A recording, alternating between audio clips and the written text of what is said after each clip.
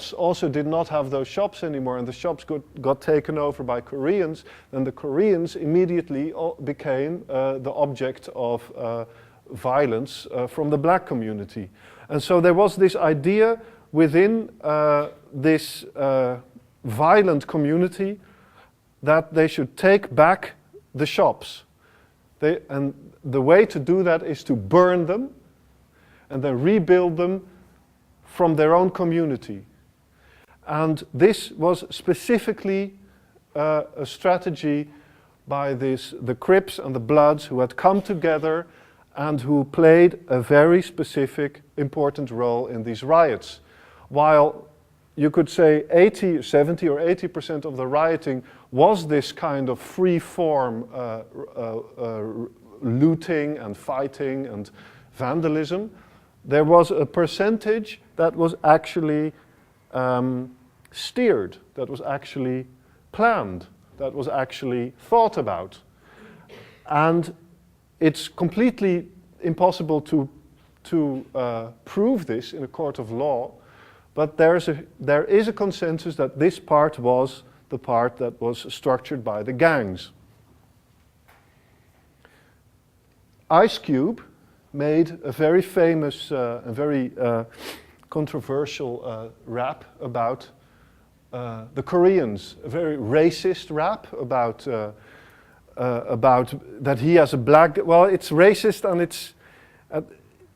it's more than just racist, but it talks about how he as a black guy, when he walks into a store owned by a Korean, the Korean keeps walking behind him and following around the store to see if he hasn't stolen anything.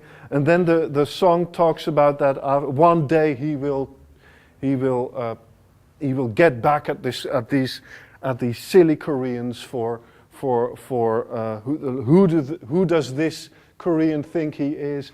This Korean should show some respect for Ice Cube, and Ice Cube will learn him to respect the black fist. That's literally what he says. So it's a really, really awful, really violent, really bitter, really spiteful and revengeful lyric. And it came out just before the riots. And it's one of those illustrations of these deep, deep-seated feelings of resentment inside this community. One of the most interesting and strange, not very well known in circles of the history of planning and architecture, is the fact that immediately after the riots, the Crips and the Bloods got together and made a reconstruction plan.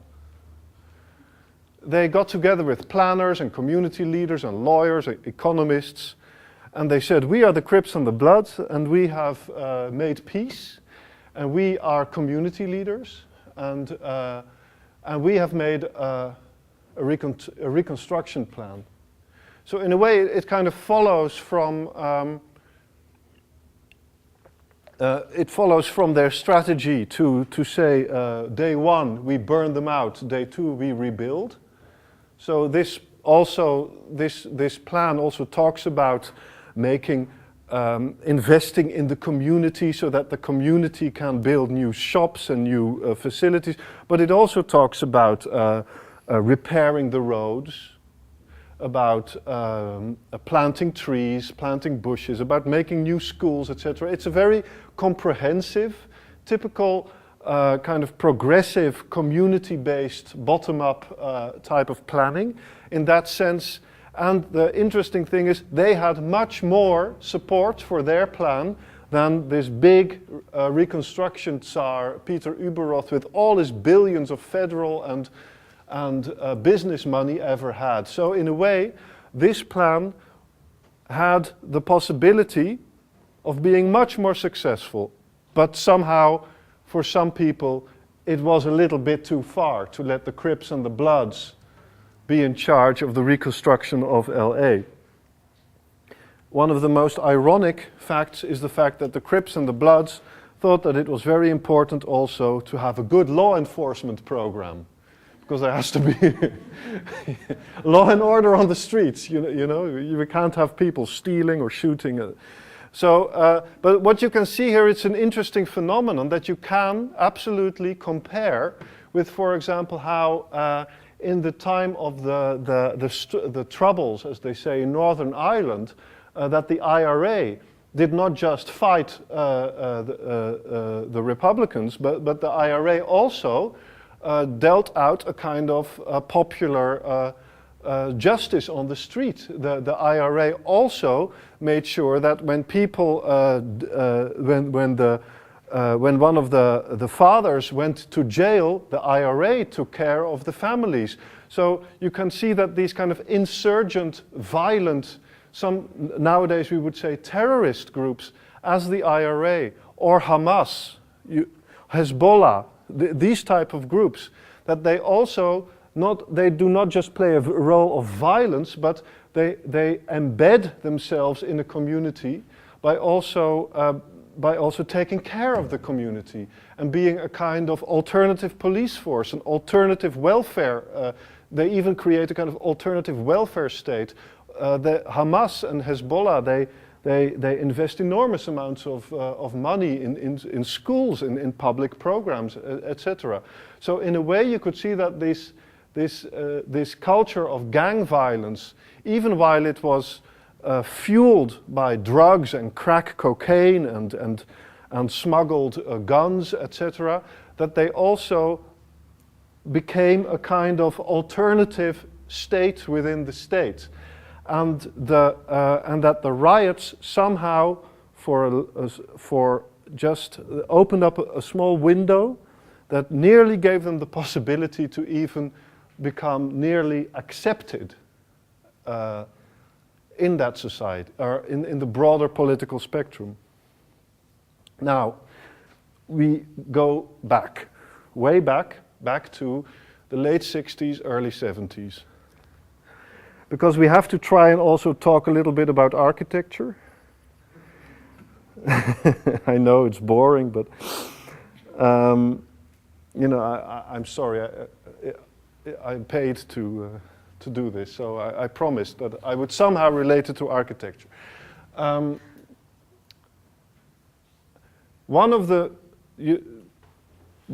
things with Los Angeles is that it is not, apart from being this kind of nightmare city, this kind of violent, strange media city, it also has played in exactly the period that we are talking about an incredibly inspiring role in the world of architecture. And I'm going to try to explain that and relate it also back to this culture of violence through looking at 3 books.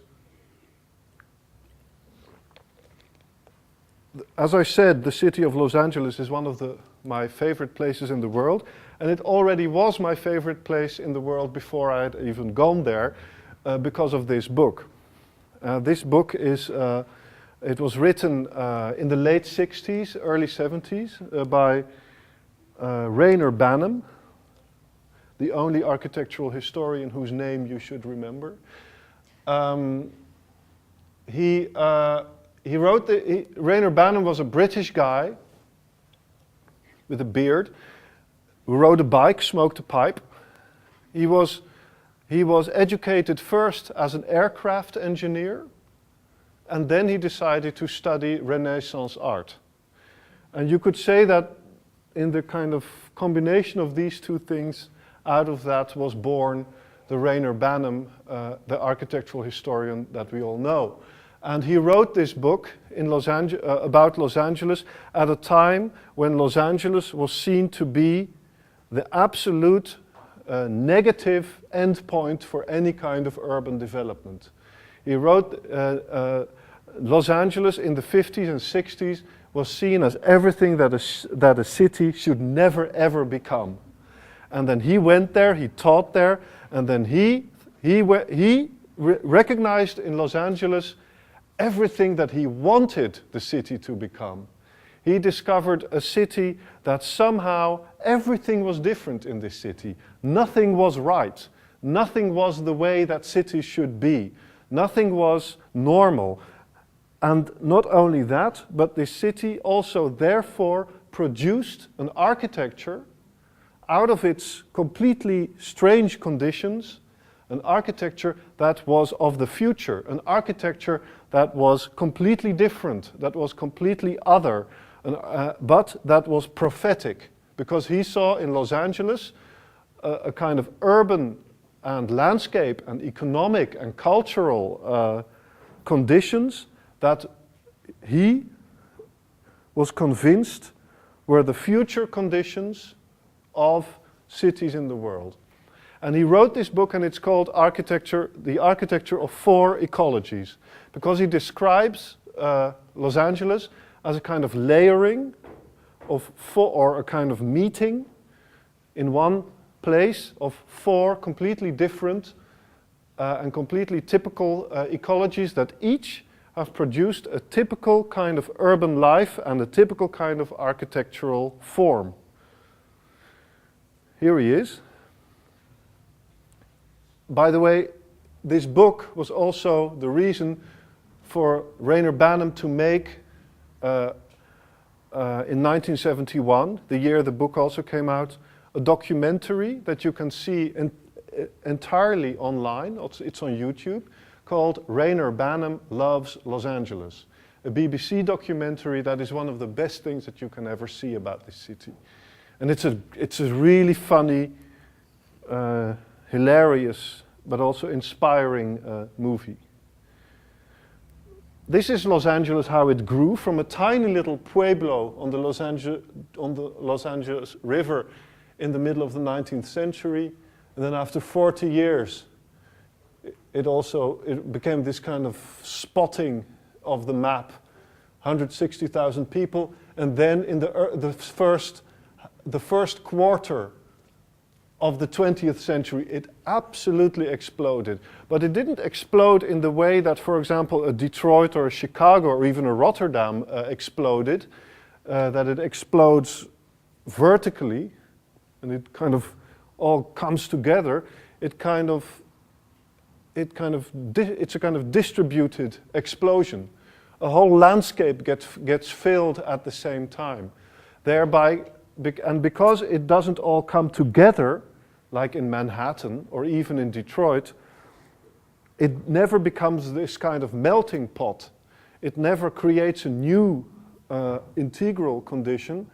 It makes sure that in all these different places, completely different characters are developed, completely different landscapes, completely different cultures, different typologies, different ecologies come up, because it's happening everywhere at the same time. One of the first ecologies is this immensely long beach, and Rainer Banham talks in this book. The book is still in print. It has never been out of print. It's one of the most popular bestsellers in architectural history. He talks about the surfer culture. So you have to imagine, I mean, now it's kind of normal that you have a professor talking about rap music and architecture at the same time. I mean, now that's perfectly accepted, I hope. But at that time, it was absolutely unique. We are talking about the late 60s, and you have this bearded professor in a tweed jacket from Britain talking about surfing, talking about the Beach Boys, talking about the beach, talking about this surfer culture, talking about these nomads there, talking about drugs, talking about this kind of completely anarchistic outdoors life. And then he also talks on how this life was engendered by the beach, that suddenly the beach becomes an urban place, not just a beach, but it becomes urban. And this not just produces lifestyles that are entirely new, but it also produces architecture that is entirely new. An architecture that forms a kind of informal but closed front on these endless beach roads, and then explodes in kind of strange awnings and overhangs and opened up, half self-built, half architecturally